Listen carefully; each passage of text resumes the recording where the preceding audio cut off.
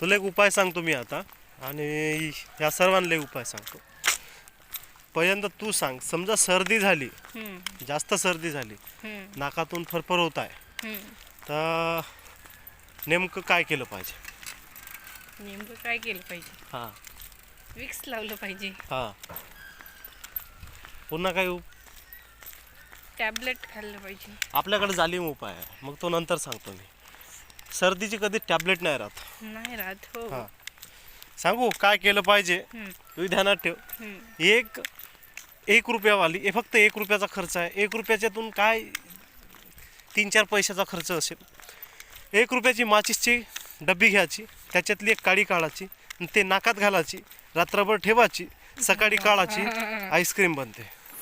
कुल्फीसारखी काढायची, तिला ठेवायची, झालं, सर्दी गायब. 2 दिवसात तुम्हाला रिझल्ट.